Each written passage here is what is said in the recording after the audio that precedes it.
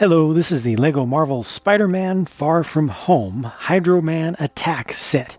As of the time of the recording of this video, the movie is not out yet, and there are a lot of fan theories actually about Hydro Man, not to mention other teased villains from the movie, not necessarily actually even being Hydro Man, but rather being an elemental, or just a Mysterio illusion, or maybe it's all of the above. It's the MCU after all. You know, a lot of the time they don't directly follow the comic canon or any specific version of comic canon, and I think that's okay. But here's how LEGO has interpreted the character that was seen, or the thing that was already seen in the first trailer for the movie. So a big old stack of water, and the way that they scaled it, they actually place an actual normal-sized minifigure in there at the top for the human shape above this tower of spinning water. Now on each side you can see some stickers, so there are some decorations that attempt to add a little extra texture in there to make it not too simple looking. This is a fairly static thing. I actually originally thought that it was going to be able to rotate at these different tiers with turntables in between, but that is not the case. This just sits there like that. You can pull off these parts and then rotate them relative to each other, put them back together. But as it's built, the stuff won't actually spin around. It's just trying to look like there's some motion to it. The actual minifig portion of it uses a dark azure torso and dark azure head, as well as hands. And then the rest of the parts are just regular blue.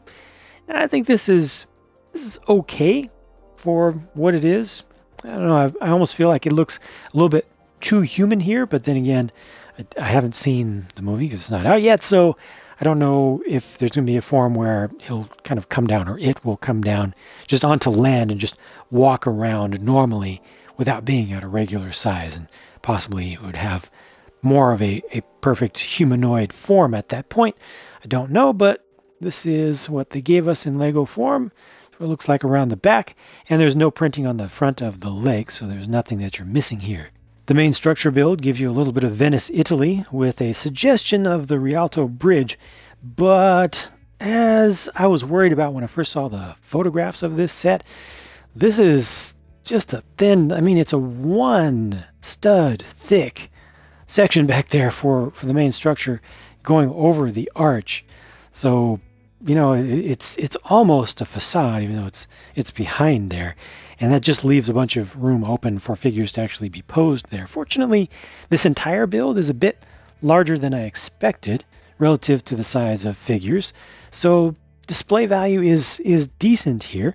It's just when you get in a little bit closer to it and you realize that there's not that much here, it might start to feel a little bit disappointing. I think the bridge itself looks pretty good. The shaping there is pretty nice, and I appreciate all the spots where you can put the web blast elements on there. It's supposed to be trying to hold the whole thing together, and you have a dock down here.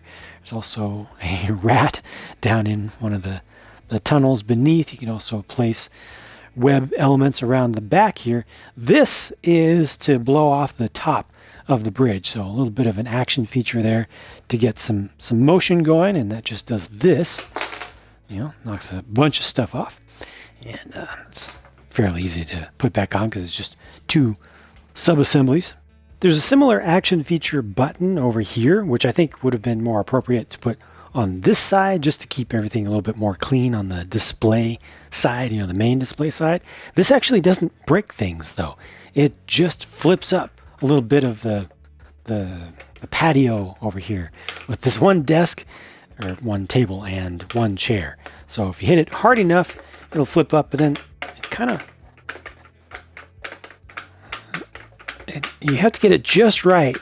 There we go. It'll get stuck in an up position, but that's just it. So if a figure is actually sitting in this seat, they're not even going to get knocked out. They're not even going to fall off. They'll just be sideways. So that's a little bit awkward there. I thought there would be more that really goes on. Got the appropriate Italian newspaper here. Got a slice of pizza on top. And then there's just the cafe section behind, which is super small. It's mostly just a 4x4 area. A couple stickers up there on some teal colored bricks. Got a little bit of tower up above, lots of places to attach web pieces, web blast pieces in different ways to help keep the whole thing together or to help trap villains. And inside the structure, just one, I don't know coffee, so is that an espresso machine? Coffee press? What do you call that? Coffee machine? I'm going to call it an espresso machine, and I'm going to cross my fingers that not every single comment is going to be just about that one thing. But that's just it. That's all there is to this. You've seen it all now, except for one small side build. This is the small thing, just a gondola, pronounce it however you want. You know what it is? It's a little boat, and has space just barely for two figures. It can be facing each other. You don't have a space for someone to actually power the thing if two people are sitting down. But, I mean, it's simple, but it makes sense. The shape is there. And now presenting Peter Parker to pick up a passport.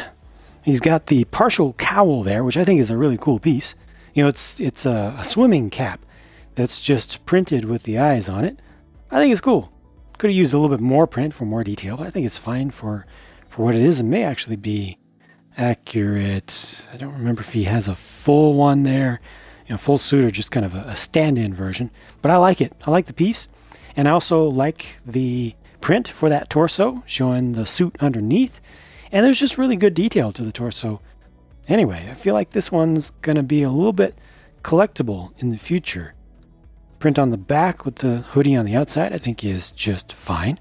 And he has some web elements to go with him. This one here is something to allow him to hang and swing, with the clip at the end. You can attach it to things above. And there's also an alternate face for that head. All right, there we go.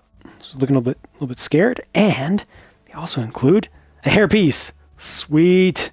Good job. Once again, Lego's included a hairpiece. It's a tiny, tiny bit of extra money that they have to spend or budget, to put that one little additional piece in there. And it just helps so much, I think. Just adds so much value. Allows you to use this one figure in many more different scenarios. So I'm really happy about that. Here's MJ, and this looks good to me. This looks just fine. I wouldn't change anything. I mean, it's not a new torso print even, but really didn't need it. No, I just really can't say much about this because I feel like there's not that much to critique here, and it just looks like it should. It's done right. So 2 thumbs up, and let's move on. The last figure here is Mysterio, and it is the exact same Mysterio figure that's included in all 3 of the Far From Home sets that Lego came out with, which, I don't know, it's kind of good in some ways and kind of bad in some others. It would have been nice to have some option available amongst the 3 sets, especially to have one with an actual head, helmet off. But I think this figure itself looks really good, and the nice thing about including the same figure in all 3 sets is that if a kid only wants one of the 3 sets, they can get just that one set and get this very nice figure to go with it, no matter which way you go. It's really tough to budget things out that way, and to budget the characters out.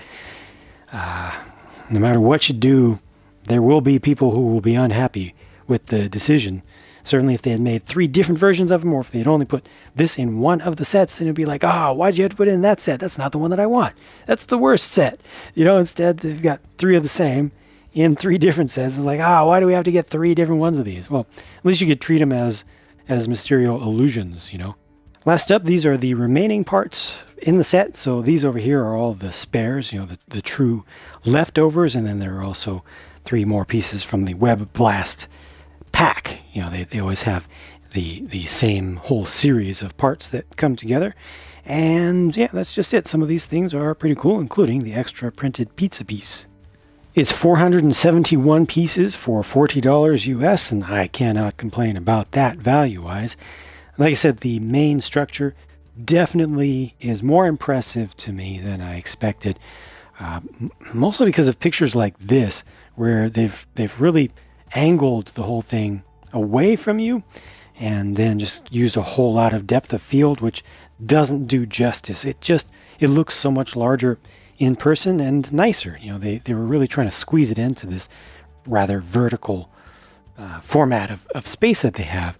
And I do think, and even here, I used a telephoto lens and just stood way back and angled the thing off. It just makes it look so much smaller than it really is. It's definitely larger than it appears in these pictures. The white arches above the bridge really bug me in how thin they are, but worst case scenario, if it bugs you too much, just take those off. You know, there are very few pieces. They're just sitting there. They're not integrated. And I think you still end up with something that looks nice. Or if you can get past that and not see it as something that's supposed to be particularly realistic, you know, and just see it as a little bit of extra decoration, I think it's fine, actually. All of this stuff is small with the structure build, but the positive side of the trade-off there is that there's plenty of room to place figures all around. You know, this is actually a nice space to play, and they have little nooks and crannies and places where you can get in there and everything. I think that for what it is and for the parts budget and everything, yeah, I think it's well done. I think that this was, yeah, put together well. I don't know about that Hydro Man. I don't know what they could have done to do it better. Again, at this price, overall, I think they did a pretty good job. This is definitely not for everybody. Not everybody's going to be happy with it. I completely understand that. I definitely see some shortcomings myself, but again, for what it is, for what they were going for, I think it's a success, and the value is pretty good as well. If you want to see how this thing actually goes together, how it's actually built, check out my build videos. I have two options for you. Again, as usual these days, I have the pure build where it's just real-time building and no music, not sped up or anything. You can just follow along and, you know, see how it goes together and listen to the clicks of the sound of the pieces going together. And I also have the traditional speed build on my JANG Builds It channel, which does have some music and is much shorter. If you check out one of those, I appreciate it. Hope you enjoyed this review. I'll talk to you again soon.